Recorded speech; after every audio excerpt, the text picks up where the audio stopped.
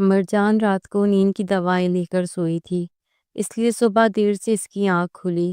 کروٹ بدلتے ہی side table پر نظر گئی جہاں ایک خاکی لفافہ موجود تھا۔ وہ چونک کر اٹھ بیٹھی۔ لفافہ کھول کر ذرا سا ہی کاغذ باہر نکالا تھا کہ کاغذ پہ لکھے کچھ لفظوں نے اس کے ہوش اڑائے تھے۔ یہ کیسے ممکن تھا؟ بازل اس کے ساتھ یہ سب کیسے کر سکتا تھا؟ نفی میں سر ہلاتے اس نے ان کاغذات کو ویسے ہی اندر واپس کر دیا تھا۔ وہ ایک لفظ ہی اس کی روح پر زخم لگا دینے کے لیے کافی تھا۔ بہت دیر تک وہ اپنی جگہ بیٹھی رہی اور جب اٹھی تو اس فیصلے کے ساتھ کہ اب مزید اسے یہاں نہیں رکنا تھا۔ الماری سے سوٹ کیس نکال کر اپنا سامان پیک کرتے ہوئے اپنے آنسوؤں پر قابو پا رہی تھی۔ تم نے بھی وہی کیا بازل جو ہمارے قبیلے کے دوسرے مردوں کی روایت ہے۔ میں تو تمہیں پڑھا لکھا سمجھی تھی بازل، لیکن تم نے میرے دامن پر داغ لگا دیا۔ آنسو پوچھتے سارا سامان سمیٹ کر وہ کمرے سے باہر نکلی تو سامنے لالا کھڑا تھا۔ میران لالا پر نظر پڑتے ہی مرجان کے ہوش اڑے تھے۔ میران کے ہاتھ میں موجود بندوق نے اسے بتا دیا تھا کہ آنے والے لمحوں میں کیا ہونے والا ہے۔ اس نے تیزی سے اپنے پیٹ پر ہاتھ رکھا تھا جہاں پہلے ہی چاقو کا گھاؤ موجود تھا۔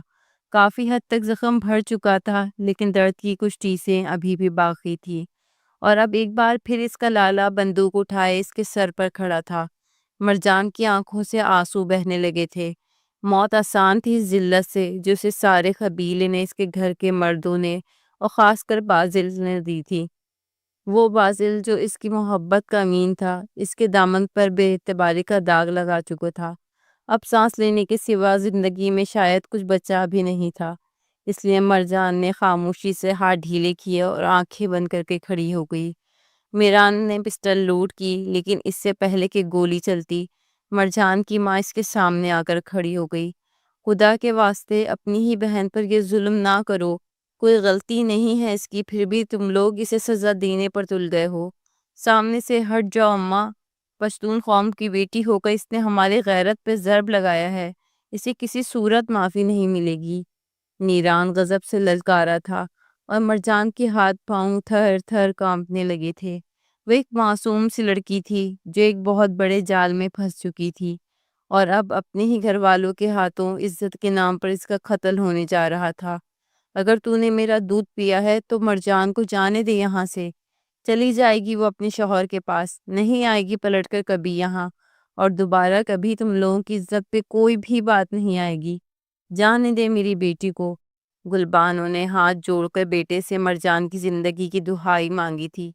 ماں کے پھیلے ہوئے دوپٹے کو دیکھ کر میران نے آنکھیں میچی تھی اور رخ بدل لیا تھا۔ کہہ دو اسے کہ دوبارہ اس گھر میں قدم نہ رکھے، اس کی وجہ سے قبیلے میں جو بدنامی ہو رہی ہے، اس کے بعد ہمارا زندہ رہنا محال ہو گیا ہے۔ ابھی تو بات قبیلے کے سردار کے پاس نہیں پہنچی، ورنہ وہ خود آ کر اسے موت کے گھاٹ اتارتا۔ میران کی اس رحم دلی پر گلبانوں نے فوراً ہی مرجان کو وہاں سے بھگایا تھا۔ جا بیٹی، بازل کے پاس چلے جاؤ، وہ تیری حفاظت کرے گا، تجھ سے محبت کرتا ہے، وہ تجھے کبھی رسوا نہیں کرے گا۔ گلبانوں نے پچھلے راستے سے مرجان کو اپنے وفادار ڈرائیور کے ساتھ بھگایا تھا اور اس بات سے مطمئن ہو گئی تھی کہ مرجان بازل کے ساتھ محفوظ رہے گی، اس بات سے بے خبر کہ صبح سویرے ہی جو چند کاغذات مرجان کے نام پر گھر آئے تھے وہ بازل نے بھجوائے تھے۔ مرجان نے ماں کو کچھ نہ بتایا، گاڑی میں بیٹھ گئی اور ڈرائیور کو شہر جانے والے راستے پر چھوڑنے کا حکم سنا دیا۔ لیکن بی بی جی، بازل نوشیروانی کا علاقہ تو دوسری طرف ہے، شہر جانے والے راستے پر آپ کیا کریں گی؟ تم سے جو کہا ہے بس اتنا کرو حیدر۔ مرجان لاشاری نے اپنے آنسوؤں کو اندر دبایا تھا۔ وہ سختی سے حکم دیا تھا، وہ بلوچ قبیلے کی بیٹی تھی، کسی طور کمزور نہیں پڑ سکتی تھی۔ نہ اس نے اپنی ماں کو کاغذ پر لکھا ہوا طلاق کا لفظ سنایا تھا، اور نہ ہی اسے اب بازل سے مل کر کسی طرح کی رحم کی امید مانگنی تھی۔ اسے اپنا سفر خود طے کرنا تھا، وہ سفر جس میں اب وہ بالکل تنہا تھی۔ حیدر نے اسے شہر جانے والی سڑک پر اتار دیا تھا اور وہاں سے گاڑی میں بیٹھتے وہ دوبارہ اس شہر پہنچ گئی تھی جہاں سے کچھ دنوں پہلے وہ اپنی بدنامی سمیٹ کر واپس اپنے قبیلے، اپنے علاقے پہنچی تھی۔ پرانے ہاسٹل میں تو اسے کوئی جگہ دینے والا نہیں تھا، اس لیے اس نے ایک دوسرے ہاسٹل میں کمرہ لیا۔ اور خاموشی سے خود کو کچھ دن کے لیے اس کمرے میں قید کر لیا۔ زندگی کیا سے کیا ہو گئی تھی اسے خود بھی سمجھ نہیں آیا تھا۔ 2 سال پہلے جب وہ پہلی بار اس شہر میں آئی تھی تو سب کچھ بالکل مختلف تھا، دل خوشیوں سے بھرا ہوا تھا۔ وہ اپنے قبیلے کی شاید دوسری یا تیسری لڑکی تھی جسے پڑھائی کے لیے شہر آنے کی اجازت ملی تھی۔ اس کا لالا میران لاشاری اسے خود ہاسٹل چھوڑ کر گیا تھا اور اس نے اپنی تعلیم کی شروعات کی تھی، اس بات سے بے خبر ہو کر کہ یہ شہر اس جیسی سیدھی سادی اور معصوم لڑکی کے لیے نہیں ہے۔ ہاسٹل لا کر دوسرا ہی دن گزرا تھا کہ اس کی دوستی مہنور سے ہو گئی تھی۔ وہ ایک غریب لڑکی تھی جو پڑھائی کے لیے شہر آئی تھی اور اپنے حالات بدلنا چاہتی تھی۔ مرجان اور مہنور روم میٹ تھے، اس لیے دونوں کے درمیان ہر گزرتے دن کے ساتھ دوستی ہوتی چلی گئی۔ مرجان نے تو دھیرے دھیرے سارے ہی ہاسٹل کو اپنا دیوانہ بنا لیا تھا۔ وہ نہ صرف دیکھنے میں خوبصورت اور پیاری تھی بلکہ اس کی عادت اور اخلاق سب سے منفرد تھا۔ ہاسٹل کی لڑکیوں کے پیچھے اپنی جان لٹا دینا، ہر کسی کی ضرورت میں پیش پیش رہنا مرجان کی فطرت میں تھا۔ مہنور کی تو اس نے زندگی ہی بدل دی تھی، جو خود کھاتی وہ اسے کھلاتی، اپنا سارا کیش اس کے حوالے کر دیتی اور اسے کسی چیز کی کمی نہ ہونے دیتی۔ دھیرے دھیرے مہنور اور مرجان دو جسم ایک جان کے نام سے مشہور ہو گئے۔ پورا ہاسٹل ہی ان کی دوستی کی ضمانت دینے لگا۔ ہاسٹل کی زندگی بہت ہی مختلف اور خوبصورت تھی۔ مرجان پہلی بار اپنے علاقے، اپنے قبیلے سے باہر نکلی تھی، اس لیے یہاں آتے ہی اس نے کافی ساری دوستیاں کر لی تھیں۔ مہنور کانفیڈنٹ لڑکی تھی، اس نے مرجان کے اندر بھی کانفیڈنس پیدا کر دیا تھا۔ یوں 6 مہینے میں مرجان پوری طرح بدل گئی تھی۔ اگر کچھ نہ بدلا تو اس کی نرم دلی اور اس کی محبت تھی۔ ایگزامس نزدیک تھے، فرسٹ سیمسٹر سر پر تھا اور مہنور پورا وقت مرجان کا لیپ ٹاپ لیے بیٹھی رہتی تھی، جبکہ مرجان خود موبائل فون کے ذریعے اسٹڈی کرتی تھی۔ اس بات پر کالج کی لڑکیاں اکثر اس کا مذاق بھی اڑاتی کہ ایک دن مہنور ٹاپ کر لے گی اور مرجان اس کی محبت میں فیل ہو جائے گی۔ یہ سن کر مرجان مسکرا دیتی، لیکن اس نے کبھی مہنور کو کسی چیز کے لیے نہ روکا۔ موبائل فون دینا ہو یا کیش، لیپ ٹاپ دینا ہو یا اپنی کوئی سونے کی چیز، وہ بے دھڑک سب کچھ مہنور پر لٹا دیتی۔ ایسے ہی پہلا سیمسٹر مکمل ہوا اور ان کی چھٹیاں پڑ گئی۔ 20 دن کی چھٹیاں تھیں، مہنور اپنے گھر چلی گئی اور مرجان ہاسٹل میں ہی رہ گئی۔ اس کا فی الحال اپنے قبیلے واپس جانے کا کوئی ارادہ نہیں تھا، کیونکہ اسے اچھی طرح معلوم تھا کہ وہ جیسے ہی قبیلے واپس جائے گی، اس کے چچا اس کے بابا پر پریشر ڈالیں گے کہ اب مرجان کی شادی کر دی جائے۔ ہمارے قبیلے کی لڑکیاں کہاں تعلیم حاصل کرتی ہیں؟ پہلے بھی اس کے بابا نے سب کے خلاف جا کر ہی اسے شہر بھجوایا تھا، اسی لیے اس نے قبیلے نہ جانے کا ارادہ کیا تھا اور مہنور کے بغیر ہی ہاسٹل میں گزارا کر رہی تھی۔ ہاسٹل کے چوکیدار سے لے کر مالی تک اس کی ہر کسی سے اچھی بات چیت تھی۔ تقریباً ساری لڑکیاں ہی اپنے گھروں کو جا چکی تھی۔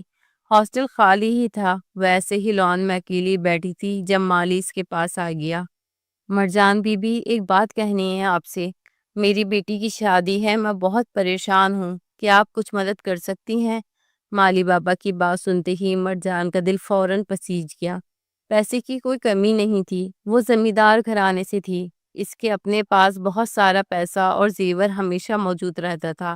اس نے جلدی سے اپنے گلے کی سونے کی موٹی چین اتاری اور مالی بابا کے ہاتھ میں رکھ دی۔ آپ اسے فروخت کر کے شادی کا خرچہ اٹھا لیجئے گا۔ مسکراتے ہوئے مرجان نے انہیں ساتھ بیٹی کی شادی کی مبارکباد دی تو مالی بابا کی آنکھوں میں آنسو آ گئے۔ آپ بہت ہی پیاری اور محبت کرنے والی بیٹی ہیں، میں آپ کا یہ احسان ہمیشہ یاد رکھوں گا۔ مالی بابا جا چکے تھے اور مرجان کے دل میں سکون بھر گیا تھا۔ دوسروں کی مدد کر کے اسے ہمیشہ ایسی ہی خوشی ملتی تھی۔ شام تک وہ یوں ہی بے مقصد ہاسٹل میں ٹہلتی رہی اور پھر شام کے وقت اس کے پاس جائشہ کی کال آنے لگی۔ جائشہ اس کی ہاسٹل میٹ تھی اور وہ کسی ہوٹل میں پھنس گئی تھی۔ پیسے کم پڑ گئے تھے اور اس نے دوستوں کو ٹریٹ دے دی تھی، اس لیے اب وہ مدد کے لیے مرجان کو کال کر رہی تھی۔ پلیز مرجان، مجھے کچھ پیسے ٹرانسفر کر دو۔ جائشہ کا میسج پڑھ کر مرجان نے پیسے ٹرانسفر کرنے کی کوشش کی، لیکن صبح سے سروس ٹھیک نہیں تھی، اس لیے پیسے ٹرانسفر نہیں ہو رہے تھے۔ تم وہیں رکو، میں آتی ہوں، کریڈٹ کارڈ سے پیمنٹ کر دوں گی۔ مرجان نے اسے میسج کیا اور پھر ہاسٹل سے ہوٹل پہنچ گئی۔ زیادہ دور کا فاصلہ نہیں تھا، اس لیے اس نے جائشہ کو اطمینان دلا دیا تھا۔ ہوٹل میں داخل ہوتے ہی اسے جائشہ نظر آ گئی تھی۔ اس نے میسج کر کے جائشہ کو سمجھا دیا کہ وہ ڈائریکٹ کاؤنٹر پر بل پے کر کے چلی جائے گی تاکہ اس کی فرینڈز کے سامنے اس کی عزت پہ کوئی آنچ نہ آئے، اور وہ کاؤنٹر کی طرف بڑھنے لگی، لیکن اسی وقت اس کے کانوں میں کچھ جملے پڑے اور وہ ٹھٹک کر رک گئی۔ سفید کڑک شلوار قمیض، اونچی پشت والی چپل، سر پر بلوچی پگ، دونوں اپنی پہچان میں نمایاں تھے۔ ان کے انداز سے صاف پتہ چلتا تھا کہ وہ کسی عزت دار بلوچ خاندان سے تعلق رکھتے ہیں، لیکن اس وقت ان کی نظروں میں اضطراب اور بے چینی تھی۔ ان کا والٹ شاید کہیں رہ گیا تھا یا گم ہو چکا تھا، اور وہ اپنے مہمانوں کو کھانے کے لیے بٹھا چکے تھے۔ پیسے دینے کا وقت آیا تو دونوں کی خاموشی ان کی عزت پہ گراں گزر رہی تھی۔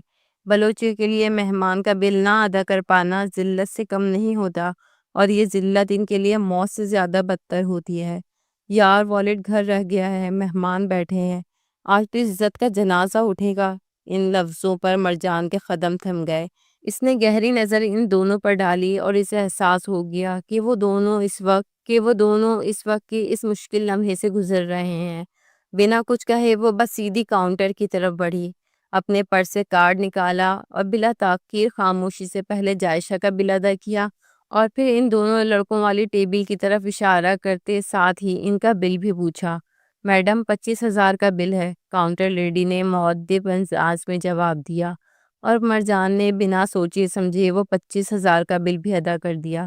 اس کے چہرے پہ کوئی فخر، کوئی وضاحت یا کوئی سوال نہ تھا، جیسے اس نے کوئی عام سا کام کیا ہو۔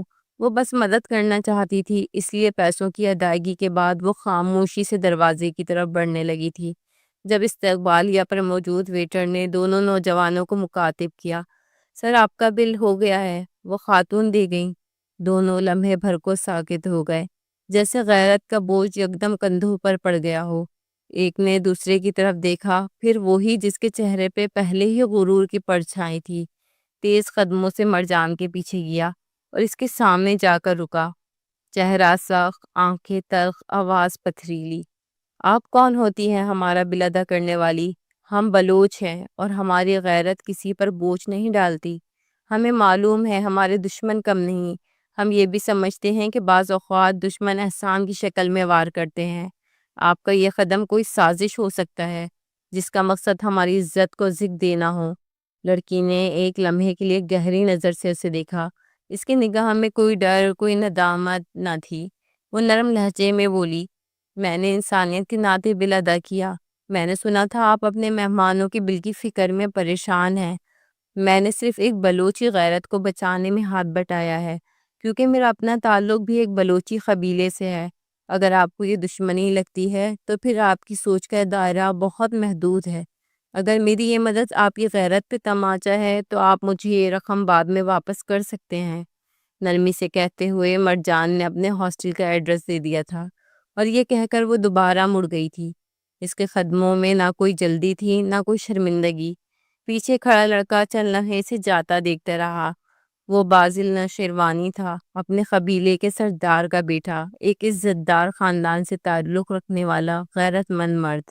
بازل لالا، کیا ہوا؟ اس لڑکی نے بل کیوں دیا ہے؟ بازل کے چھوٹے بھائی داد شاہ نے حیرت سے پوچھا تھا۔ اس نے ہماری باتیں سن لی تھی داد شاہ۔ بلوچ قوم کی بیٹی ہے، اپنی قوم کی عزت رکھنا جانتی ہے۔ بازل کے لبوں پر مسکراہٹ ٹھہری تھی، اور داد شاہ نے اسے حیرت سے دیکھا تھا۔ اب ہم ایک لڑکی سے مدد لیں گے؟ نہیں داد شاہ، جلد ہی میں اسے اس کے پیسے لوٹا دوں گا۔ فی الحال ہماری پگڑی بچ گئی ہے۔ سوچو، اگر قبیلے سے آئے ان مہمانوں کا بل ہم نہ ادا کر پاتے تو قبیلے میں کیا عزت رہ جاتی کہ قبیلے کے سردار کے بیٹے مہمانوں کو کھانا تک نہ کھلا سکے۔ بازل نے بھائی کے کندھے پہ ہاتھ رکھا اور مہمانوں کے پاس چلے گئے۔ شہر آئے تھے اور میران چاہ نے انہیں اپنا مہمان بنایا تھا۔ مرجان پیسہ ادا کر کے واپس ہاسٹل آ گئی تھی۔ سارا وقت اسے اس کی بات پر غصہ آیا تھا کہ اس کی ہمدردی اور رحمدلی کو بازل نوشیروانی نے شک کی نگاہوں سے دیکھا تھا۔ بلوچ قوم کی ویسے ایک یہی بات تھی کہ غیرت کے نام پر وہ کسی بھی حد تک جا سکتے تھے، اور اگر ان کی غیرت کو ذرا بھی ٹھیس پہنچتی تو وہ کسی کی جان بھی لے سکتے تھے۔ ہاسٹل آ کر اسے تھوڑی ہی دیر گزری تھی کہ جائشہ اس کے کمرے میں چلی آئی۔ تھینک یو سو مچ مرجان، آج تم نے میری عزت رکھی۔ یہ لو آدھے پیسے، باقی آدھے میں تمہیں ارینج کر کے دے دوں گی۔ مجھے پتا نہیں تھا کہ میں اپنی برتھ ڈے پارٹی دینے کے لیے فرینڈس کو بلاؤں گی اور وہ لوگ اس قدر خرچہ کروا دیں گی۔ جائشہ شرمندہ ہو رہی تھی اور مرجان نے مسکرا کر وہ پیسے واپس کر دیے تھے۔ مجھے تو پتا ہی نہیں تھا جائشہ، تمہاری برتھ ڈے ہے، اس پیمنٹ کو تم میری طرف سے برتھ ڈے گفٹ سمجھ لو۔ تمہاری اور تمہاری دوستوں کی یہ ٹریٹ میری طرف سے ہو گئی۔ 10,000 روپے کا بل تھا اور بڑی آسانی سے مرجان نے عائشہ پر وہ بل چھوڑ دیا تھا۔ جائشہ نے مسکرا کر اسے گلے لگا لیا تھا۔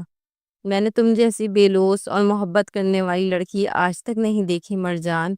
مرجان کھل کر مسکرا دی تھی۔ اس نے زندگی میں کبھی پیسوں کی تنگی نہیں دیکھی تھی، البتہ رشتوں کی محبت کی کمی ضرور تھی۔ بابا سارا وقت قبیلے کے کاموں میں مصروف رہتے، اس کے میران لالا کے پاس بھی وقت نہ ہونے کے برابر ہوتا۔ وہ اکلوتی بیٹی تھی، اس لیے تنہا ہی رہ گئی۔ اب یہاں ہاسٹل میں آ کر جب اتنی ساری لڑکیاں ملی تو اس نے سب کو ہی بہن مان لیا۔ چھٹیوں کے دن بڑی سست رفتاری سے گزر رہے تھے۔ مرجان کو بار بار ماہنور کی یاد ستا رہی تھی۔ ماہنور کے آنے میں ابھی ایک ہفتہ اور باقی تھا۔ اس نے سوچا کہ وہ بھی کچھ دن اپنے قبیلے واپس چلی جاتی ہے تاکہ ماں سے ملاقات ہو سکے، لیکن اسی دن ہاسٹل کے دروازے پر بازل نوشروانی اسے تلاش کرتا چلا آیا۔ بازل کے نام پر وہ ہاسٹل کے دروازے پر پہنچی تو بازل نے سینے پر ہاتھ رکھتے اسے سلام کیا تھا۔ نظروں میں احترام تھا اور ہاتھ میں وہ رقم جو اس دن مرجان نے ہوٹل میں ادا کی تھی۔ آئی ایم ریئلی سوری کہ میں یہاں آنے میں لیٹ ہو گیا۔ دراصل کچھ پولیٹیکل ایشوز کی وجہ سے میں آج کل بہت بزی ہوں اور میں چاہتا تھا کہ یہ پیسے آپ کو خوش شکریہ کے ساتھ واپس ادا کر دوں۔ بازل کے لہجے میں وہ سختی آج بالکل نہیں تھی جو اس دن مرجان نے محسوس کی تھی۔ خاموشی سے ہاتھ بڑھاتے مرجان نے وہ پیسے لے لیے تھے اور ساتھ ہی مالی بابا کو آواز لگائی تھی۔ مالی بابا اس کی آواز پہ دوڑے چلے آئے۔ مرجان نے وہ پیسے ان کے ہاتھ پہ رکھ دیے۔ آپ کی بیٹی کی شادی میں کام آئیں گے۔ وہ دھیمے سے مسکرائی تو مالی بابا نے اسے ڈھیروں دعائیں دے دی، جبکہ بازل کی آنکھیں حیرت سے کھل گئیں۔ یہ ایک ایسی لڑکی تھی جس کے لیے پیسے کی کوئی اہمیت ہی نہیں تھی۔ وہ واپسی کے لیے پلٹنے لگی، تب بازل نے اسے روک لیا۔ آپ کس جگہ سے تعلق رکھتی ہیں، کس علاقے سے؟ وہ اس کے بارے میں جاننا چاہتا تھا۔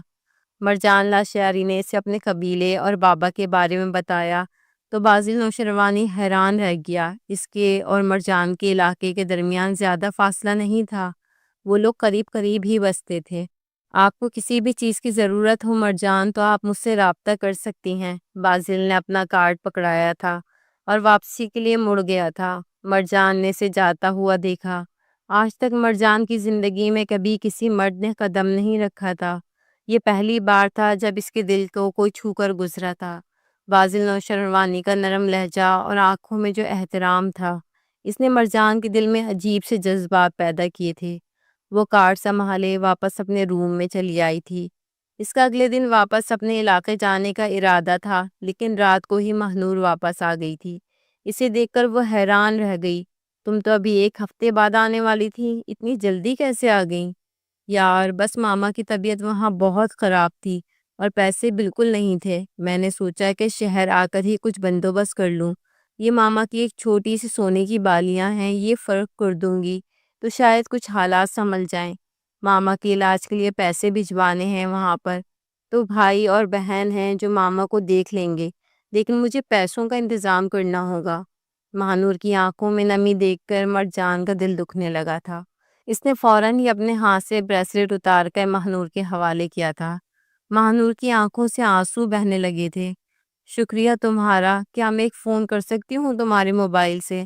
تمہیں تو پتہ ہے میرے پاس کریڈٹ نہیں ہوتا۔ آنسو پوچھتے اس نے مرجان سے اجازت مانگی اور بنا سوچے سمجھے مرجان نے اسے اپنا موبائل فون پکڑا دیا۔ لیپ ٹاپ بھی دے دو، سوچ رہی ہوں کہ آن لائن کوئی جاب تلاش کر لیتی ہوں۔ ماہنور کے کہنے پر مرجان نے اپنا موبائل فون اور لیپ ٹاپ اس کے حوالے کیا اور خود وہیں لیٹ کر اس سے باتوں میں مصروف ہو گئی۔ اسے بازل کے بارے میں بتانے لگی اور لیپ ٹاپ یوز کرتے کرتے ماہنور بازل کا قصہ سننے لگی۔ کچھ دیر بعد وہ فارغ ہوئی تو مسکرا کر مرجان کو چھیڑنے لگی۔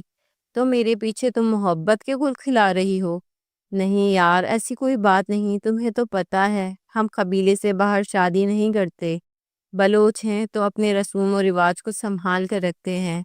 ہاں مگر تم ہی تو کہہ رہی ہو کہ بازل نوشیروانی بھی بلوچ ہے، پھر تو کوئی مسئلہ نہیں ہوگا۔ ماہنور کی بات پر مرجان کی مسکراہٹ گہری ہو گئی، جیسے یہ بات اسے اچھی لگی ہو۔ وہ خود بھی اپنے بدلتے ہوئے جذبات پر حیران تھی۔ ماہنور نے اپنے گھر پیسے بھجوا دیے تھے۔ وہ مطمئن ہو گئی تھی کہ اگلے سیمسٹر کے لیے تیاری شروع ہو چکی تھی، اور انہی دنوں یونیورسٹی میں ایک بار پھر مرجان کی ملاقات بازل سے ہوئی تھی، جو اپنے چھوٹے بھائی دادشاہ کے لیے آیا ہوا تھا۔ بازل نے اسے دیکھتے ہی سلام کیا اور دونوں کے درمیان تھوڑی بہت بات چیت ہوئی۔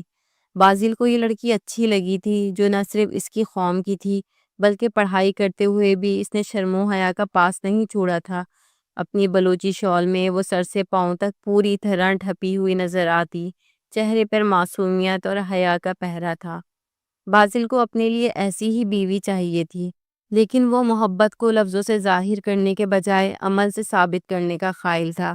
اس لیے اس نے سوچ لیا تھا کہ وہ اپنے بابا سے بات کرے گا اور مرجان کے گھر رشتہ بھیجے گا۔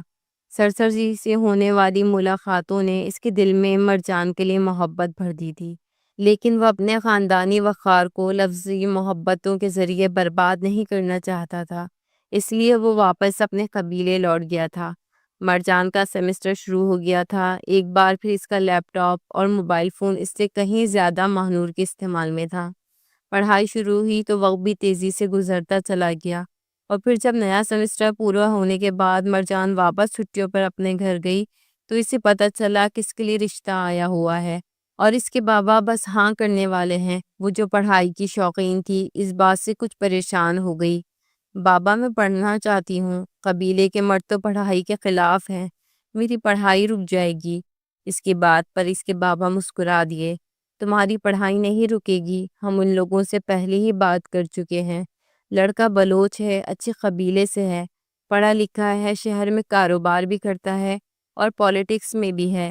جلد اس کا کیریئر عروج پر ہوگا اور تمہارا مستقبل سنور جائے گا۔ ہم چاہتے ہیں کہ کسی ایسے ہی لڑکے سے تمہاری شادی ہو۔ ہم انہیں زبان دے چکے ہیں، تم آ گئی ہو، اب منگنی کی رسم ادا کرنی ہے۔ اس دن ہم تمہیں لڑکا بھی دکھا دیں گے۔ ویسے تو ہمارے یہاں یہ رسم نہیں ہے، لیکن ہم نے تمہیں اتنی آزادی دی ہے، اس لیے چاہتے ہیں کہ تم منگنے والے دن ایک بار لڑکے کو بھی دیکھ لو۔ بابا کے آگے وہ خاموش ہو گئی تھی، لیکن خود بخود بازل نوشیروانی کا چہرہ اس کی آنکھوں کے سامنے آ رہا تھا۔ ایک انجانی سی محبت تھی جو دل میں پنپ چکی تھی، لیکن اب بابا کے آگے وہ اس بارے میں کچھ نہیں کہہ سکتی تھی، کیونکہ اس کے اور بازل کے درمیان باقاعدہ ایسی کوئی بات نہیں ہوئی تھی، بس 3-4 ملاقاتیں ہی تھیں اور کچھ نہیں۔ وہ خاموشی سے تیار ہوئی اور سر جھکا کر بیٹھ گئی۔ قبیلے کے مردوں کے آگے اپنی کوئی بھی بات رکھنا بہت ہی مشکل تھا، اور پھر وہ بھی اس وقت جب بازل نوشیروانی کے ساتھ نہ کوئی وعدہ ہوا تھا اور نہ ہی کوئی عہد و پیمان۔ کچھ دیر بعد اسے لاؤنج میں بلایا گیا۔ وہ سر جھکائے بیٹھی رہی۔ کسی عورت نے ہاتھ میں انگوٹھی پہنائی، سر پہ دوپٹہ ڈالا اور اسے مٹھائی کھلاتے ہوئے باقاعدہ اعلان کیا، آج سے ہماری پیاری مرجان بیٹی ہمارے بازل کے نام سے منسوب ہے۔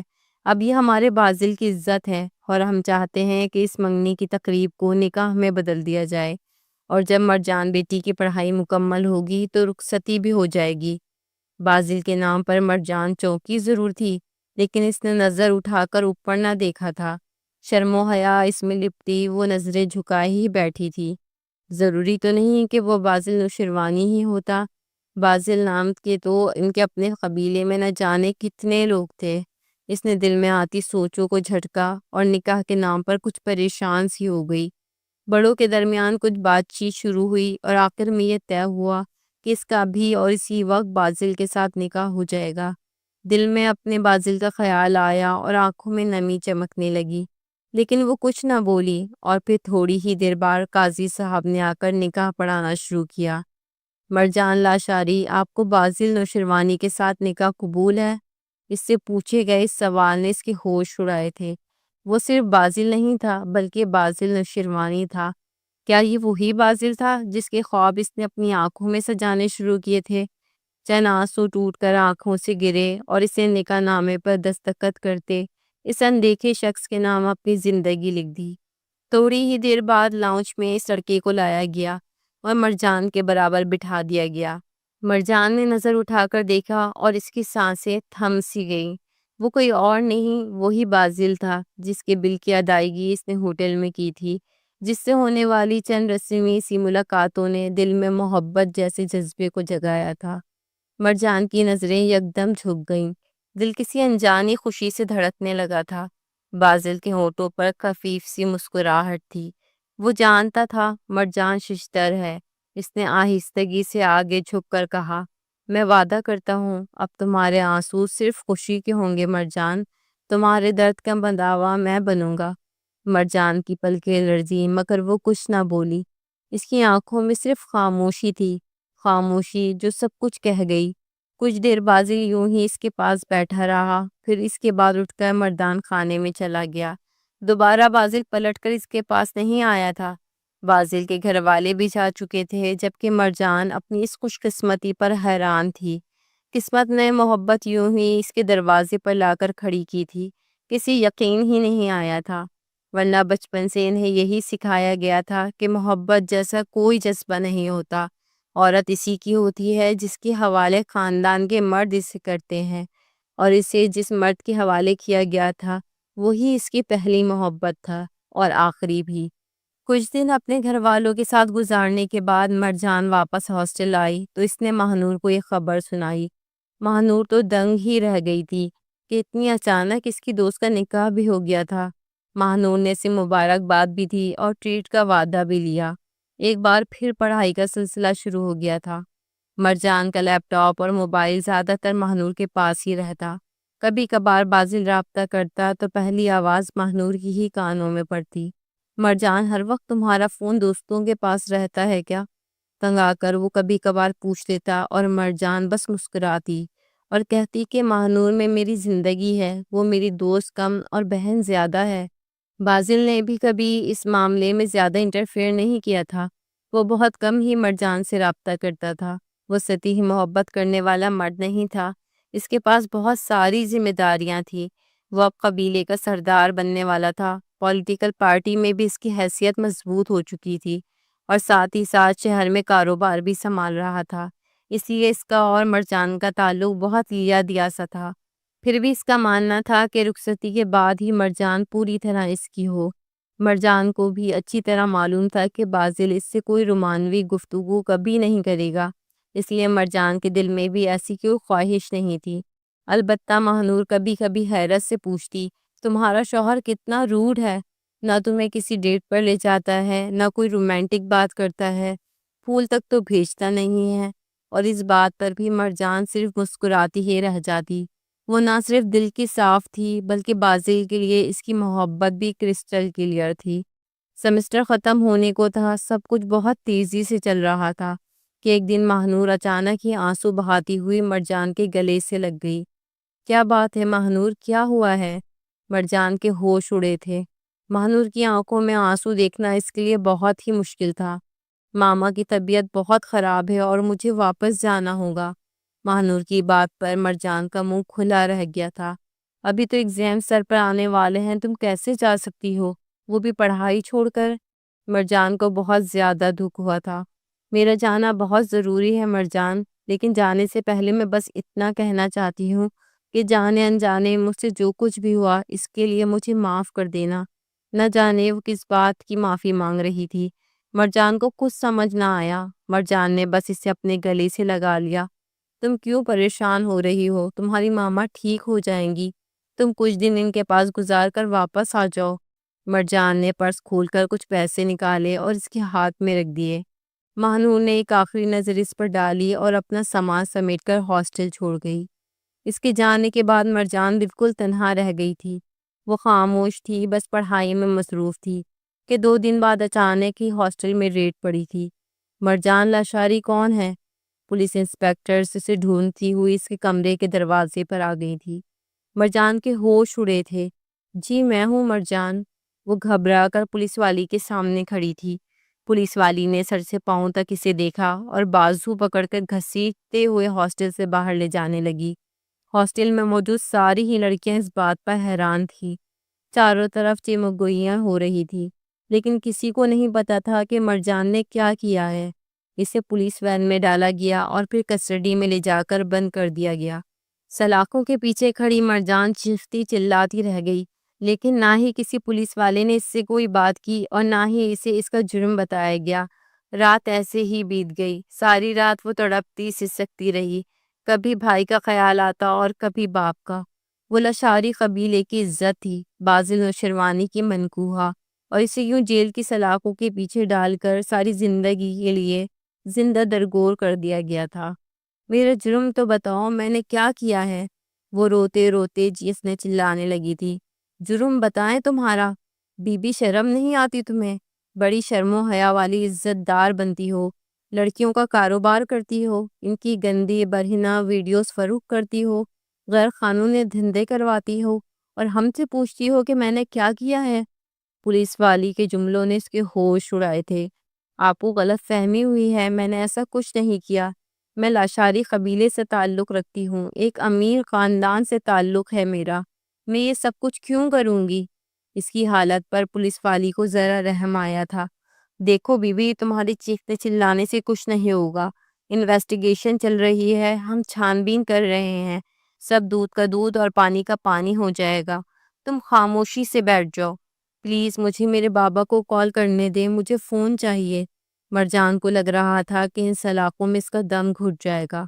تمہارا فون اور لیپ ٹاپ ہماری کسٹڈی میں ہیں، اگر تمہیں کسی کا نمبر یاد ہے تو بتا دو، میں پولیس اسٹیشن سے کال کروا دوں گی۔ پولیس والی کا رویہ تھوڑا نرم ہوا تھا، لیکن مرجان کو کسی کا نمبر یاد نہیں تھا۔ وہ سر پکڑ کر بیٹھ گئی۔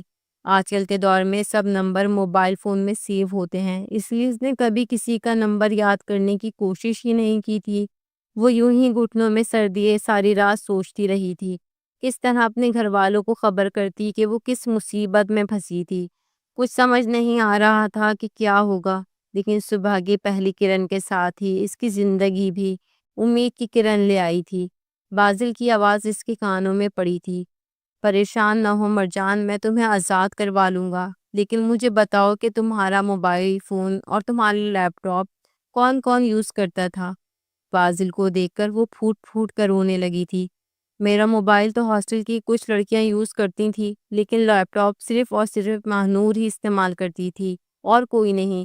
لیکن وہ بری لڑکی نہیں تھی، اس نے کچھ غلط نہیں کیا ہوگا، یقیناً انہیں غلط فہمی ہوئی ہے۔ مرجان نے ماہنور کا دفاع کیا تھا، اور بازل کے لبوں پہ طنزیہ مسکراہٹ آ گئی تھی۔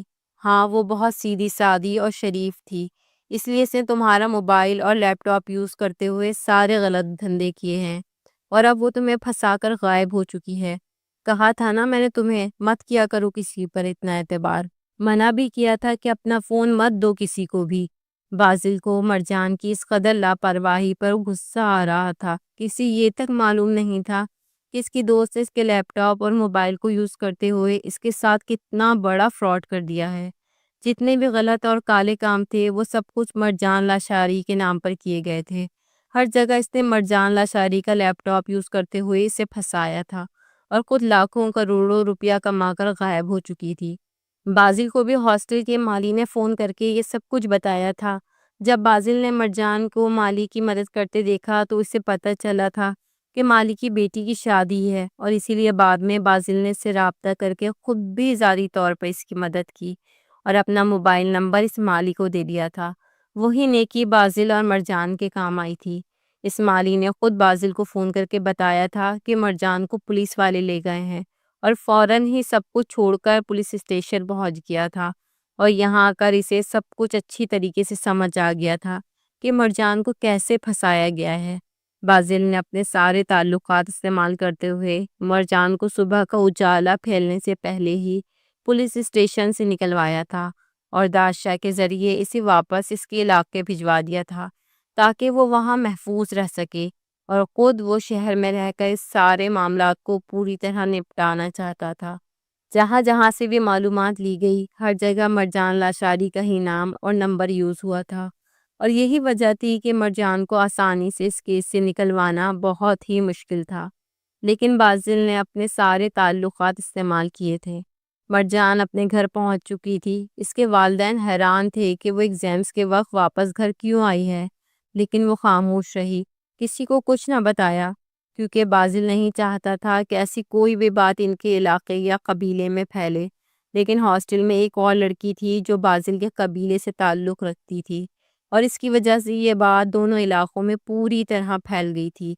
میران مسجد سے نماز پڑھ کر نکل رہا تھا کہ جب ہی ایک آدمی نے روکا اور پوچھ لیا کہ اس کی بہن نے کون سے کالے کام کیے ہیں شہر میں، اور اس سوال نے میران کو اس قدر غصہ دلایا کہ اس نے وہی مسجد کے باہر ہی اس آدمی کو مارنا پیٹنا شروع کر دیا تھا۔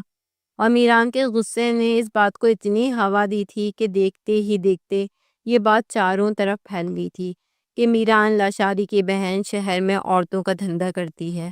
میران مسجد سے واپس لوٹا تو اس کے ہونٹوں سے خون بہہ رہا تھا۔ مرجان، مرجان کہاں ہے تو؟ سامنے آ! غصے سے دیوانہ ہوتے اس نے چھرا ہاتھ میں اٹھایا تھا اور مرجان کے کمرے کا رخ کیا تھا۔ جی میران لالا، وہ جو نہا کر نکلی تھی بنا دوپٹے کے ایسے ہی شیشے کے سامنے کھڑی تھی، ہاتھ میں چھرا پکڑے لالا کو دیکھ کر گھبرا گئی تھی۔ کیا ہوا ہے لالا؟ آنکھوں میں خوف ٹھہرنے لگا تھا۔ یہ تو بتا کیا کر کے آئی ہے مرجان؟ سارے علاقے والے کہہ رہے ہیں تو نے شہر میں گندا کام کیا ہے، عورتوں کی گندی ویڈیوز فروخت کی ہیں۔ میران کی آنکھوں میں غصے کی ایک سرخی گہری ہوتی جا رہی تھی اور مرجان کے ہاتھ پاؤں کانپنے لگے تھے۔ بتا مرجان، وہ زور سے دھاڑا اور مرجان رونے لگی۔ بھائی میں نے کچھ نہیں کیا، پولیس والوں کو غلط فہمی ہوئی تھی، وہ مجھے پکڑ کر لے گئے اور پھر بازل نے مجھے آزاد کروایا۔ انجانے میں اس نے پولیس والی بات بتا کر اپنے لیے اور مصیبت کھڑی کی تھی، اور یہ بات تو ابھی تک میران کو پتہ ہی نہیں تھی کہ وہ ایک رات حوالات میں رہی تھی۔ یہ سنتے ہی میران کا غصے سے برا حال ہو گیا تھا اور اس نے چھرا سیدھے اس کے پیٹ کے ایک طرف کمر کی سائیڈ میں اتار دیا تھا۔ قسمت اچھی تھی کہ چھرا بہت زیادہ اندر تک نہیں گیا تھا، لیکن ہر طرف خون ہی خون پھیلا تھا، اور اس کی چیخوں سے اس کی اماں دوڑتی ہوئی چلی آئی تھی۔ پیچھے ہی بابا بھی آ گئے تھے۔ یہ کیا کیا ہے میران؟ کیوں مارا ہے بہن کو؟ ماں کے سوال پر میران نے ساری بات بتائی تھی، اور مرجان کے ماں باپ دونوں کے ہی ہوش اڑے تھے۔ مرجان کو فوراً ہی قریبی اسپتال لے جایا گیا اور اس کی جان بچ گئی، اور واپس گھر تو آئی لیکن اس کی عزت جیسے کہیں کھو گئی تھی۔ سارے قبیلے میں، سارے علاقے میں باتیں ہو رہی تھی، ہر کوئی اس کی عزت کی دھجیاں بکھیر رہا تھا، اور یہی بات اس کے سسرال میں بھی جا پہنچی تھی۔ اس کے سسرال والوں نے فون کر کے صاف صاف کہہ دیا تھا کہ اب بازل اور مرجان کا کوئی تعلق نہیں۔ یہ سن کر مرجان کا دل ٹوٹا تھا، لیکن وہ جانتی تھی کہ بازل اس سے بہت محبت کرتا ہے اور وہ کبھی اسے نہیں چھوڑے گا۔ بس اسی ایک بات نے اسے مطمئن کیا ہوا تھا۔ 2-4 دن ایسے ہی گزر گئے تھے، بازل نے اس سے کوئی رابطہ نہیں کیا تھا۔ اس نے بازل کو فون کیا تو بھی بازل کا فون نہ لگا۔ مرجان عجیب سے خوف کا شکار ہو گئی۔ قبیلے کے مردوں کی غیرت کیسی تھی اس کا اندازہ اس سے اچھی طرح تھا، کہیں بازل بھی اسی غیرت کے ہاتھوں اسے نہ چھوڑ دے۔ یہی فکر مستقل اسے ستا رہی تھی، اور پھر جب 5ویں دن وہ سو کر اٹھی تو اپنے سرہانے سے وہ کاغذات نظر آئے جن کے اوپر بڑے بڑے لفظوں میں طلاق لکھا تھا۔ اس نے کھول کر پوری طرح کاغذات کو دیکھنا بھی گوارا نہ کیا کہ دل پوری طرح ٹوٹا تھا۔ وہ خاموشی سے سب کچھ اپنے بیگ میں سمیٹے واپس شہر آ گئی تھی، بنا کسی کو بتائے، کیونکہ اسے اچھی طرح معلوم تھا کہ میران کو جب بھی دوبارہ موقع ملتا میران اس کی جان لے لیتا۔ اس کا دل ہر چیز سے اچاٹ ہو گیا تھا، ہر رشتے نے اس کا اعتبار توڑا تھا۔ وہ ایک بار پھر ایک دوسرے ہاسٹل کے کمرے میں قید ہو چکی تھی۔ کچھ پیسے وہ سمیٹ کر لائی تھی اور اسی سے گزارا کرنا تھا۔ آنکھوں سے برستے آنسو تھے کہ ختم ہی نہیں ہوتے تھے، مگر اب اسے سیمسٹر ضائع نہیں کرنا تھا۔ اس نے اپنے آپ کو چھپایا اور جیسے تیسے اپنی پڑھائی شروع کر دی۔ دن مہینوں میں گزرتے چلے گئے۔ 2 مہینے اس نے بڑی مشکل سے گزارے، اور پھر 2 مہینوں بعد سارے پیسے ختم ہو گئے۔ اس کا حال برا ہو گیا، کھانے کو کچھ نہ بچا۔ وہ جو سب کی مشکلات حل کرتی پھرتی تھی وہ خود بے انتہا پریشان ہو گئی۔ جب کھانے کے لیے ایک نوالا بھی نہ رہا اور پیٹ میں بھوک ستانے لگی تو نہ جانے کس خیال کے تحت وہ مالی بابا کے پاس چلی گئی۔ مالی بابا ہاسٹل کے قریب ہی رہتے تھے، اسی لیے اسے ان کا گھر معلوم تھا۔ مالی بابا نے اسے دیکھا تو فوراً اندر بلا لیا، اس کے آگے کھانا رکھا اور وہ بھوکوں کی طرح ٹوٹ کر کھانا کھانے لگی۔ کچھ دیر ہی گزری تھی کہ بازل مالی بابا کے گھر میں داخل ہوا تھا۔ بازل کو دیکھ کر وہ گھبرا گئی۔ مالی بابا کی طرف دیکھا تو وہ سر جھکا کر باہر نکل گئے۔ بہت خوب مرجان بیگم، آپ کے لیے میں ہر محاذ پہ لڑتا رہا، کہاں کہاں سے ثبوت نہیں جمع کیے آپ کو بے گناہ ثابت کروانے کے لیے، اور بالآخر آپ کی دوست ماہنور کو پکڑ کر پولیس کے حوالے کر کر اسے سزا بھی دلوا دی، لیکن آپ تو ایسے غائب ہوئی جیسے گدھے کے سر سے سینگ۔ بازل کی آنکھوں میں غصہ ہی غصہ تھا اور مرجان اسے حیرت سے دیکھ رہی تھی۔ مجھے طلاق دینے کے بعد آپ کو یہ سب کرنے کی بھلا کیا ضرورت تھی؟ دل کے زخم زبان پر آ گئے تھے اور بازل چونکا تھا۔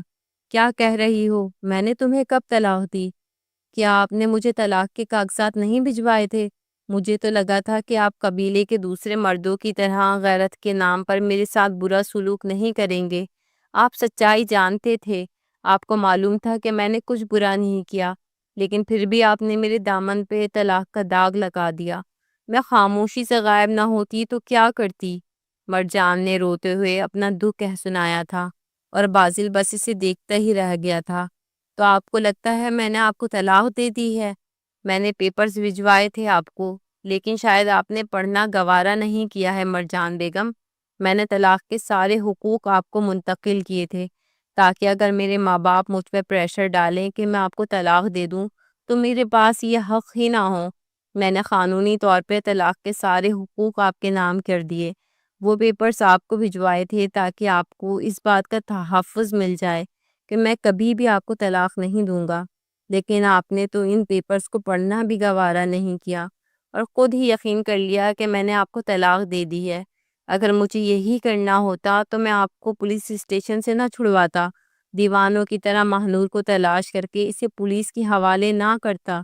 میں نے نہ صرف آپ کو بے گناہ ثابت کیا ہے بلکہ اپنے اور آپ کے رشتے کو بچانے کے لیے طلاق کے تمام حقوق آپ کے نام کیے ہیں، اور آپ مجھے ہی چھوڑ کر فرار ہو گئیں۔ طنزیہ مسکراہٹ ہونٹوں پہ لیے بازل نے سر سے پاؤں تک سہمی ہوئی مرجان کو دیکھا تھا، جو شاید اپنے قبیلے کے دوسرے مردوں کی وجہ سے بہت زیادہ غیر محفوظ ہو گئی تھی۔ مرجان کی آنکھوں سے آنسو بہنے لگے۔ "آئی ایم ریئلی سوری، مجھے لگا کہ آپ نے مجھے طلاق دے دی ہے۔" وہ بے اختیار اٹھ کر بازل کے نزدیک چلی آئی تھی۔ بازل نے آہستگی سے اس کے بالوں میں ہاتھ پھیرا تھا۔ "مرجان، جانتی ہو تمہارا قصور کیا ہے؟ تم بہت جذباتی ہو، بہت جلدی ہر کسی پر اعتبار کر لیتی ہو اور بہت جلدی کسی کو بھی اپنا سمجھ لیتی ہو۔ یہ دنیا اس قابل نہیں ہے۔ ماہنور نے تمہاری محبت اور تمہارے اعتبار کا ناجائز فائدہ اٹھایا اور پھر بہن بن کر تمہاری پیٹھ پر وار کر دیا، اور میں جو تم سے بے انتہا محبت کرتا ہوں، تم نے جذبات میں آ کر میری اس محبت کو جانتے ہوئے بھی خود کو تنہا کر لیا، مجھ سے بہت دور۔ تم جانتی بھی ہو میں نے تمہیں کہاں کہاں تلاش نہیں کیا۔ اگر آج تم یہاں نہ آتی تو شاید میں آج بھی تمہاری تلاش میں شہر کے کسی کونے میں بھٹک رہا ہوتا۔ میں قبیلے والوں کو بتا چکا ہوں کہ تم میری بیوی ہو، میری عزت۔ تم نے کوئی غلطی کی ہے نہ کوئی گناہ، اس لیے اب کوئی تمہیں کچھ نہیں کہے گا۔ میران نے جو کچھ کیا اسے اس پر افسوس ہے۔ میں جانتا ہوں کہ اس نے تم پر وار کیا تھا، لیکن آج وہ خود اپنی اس غلطی پر پشیماں ہے۔ میرے ساتھ واپس قبیلے چلو۔ میں دھوم دھام سے تمہیں رخصت کروانا چاہتا ہوں تاکہ پھر کوئی مرجان بازل نوشروانی پر انگلی اٹھانے کی غلطی نہ کرے۔ محبت سے کہتے بازل نے اسے سمیٹا تھا اور بازل کے سینے میں سمائی وہ پھوٹ پھوٹ کر رونے لگی تھی۔ آج کے بعد کسی پر اندھا اعتبار نہ کرنا، کسی کو اپنی پرسنل چیزیں یوز کرنے کے لیے کبھی نہیں دینا، اپنا موبائل فون، اپنا لیپ ٹاپ، یہ سب چیزیں اپنے تک محدود رکھنا۔ یہ پرسنل چیزیں آج کے دور میں کسی کو دینا سب سے بڑی حماقت ہے۔ بازل نے آہستگی سے اسے اس کی غلطیوں سے آگاہ کیا تھا اور اسے اپنے ساتھ قبیلے لے گیا تھا۔ مرجان کے ماں باپ نے اسے فوراً سینے سے لگایا تھا اور پھر دھوم دھام سے مرجان کو بازل کے ساتھ رخصت کر دیا تھا۔ بازل کے سیج پر بیٹھی وہ حیران تھی کہ وہ کتنی خوش نصیب ہے جو اتنا کچھ ہونے کے باوجود بھی اپنے قبیلے میں معزز ٹھہرائی گئی۔ شاید یہ اس کی نیکیاں تھیں جو اس کے سامنے آ گئی تھیں۔ انسان کو نیکی کرتے رہنا چاہیے، لیکن اس خیال کے ساتھ کہ کوئی نیکی کہیں اس کے گلے ہی نہ پڑ جائے۔ مرجان نے بھی اپنا سبق سیکھ لیا تھا۔ اب بازل کی محبت اس کی منتظر تھی اور ایک نئی خوبصورت زندگی بھی۔ بازل نے بھلے ہی لفظوں میں اپنی محبت کا اظہار نہیں کیا تھا، لیکن اس نے اپنے ہر عمل سے یہ ظاہر کر دیا تھا کہ مرجان اس کے لیے کتنی قیمتی ہے۔ مرجان کو اچھی طرح سمجھ آ گیا تھا کہ اصل محبت اسی کو کہتے ہیں۔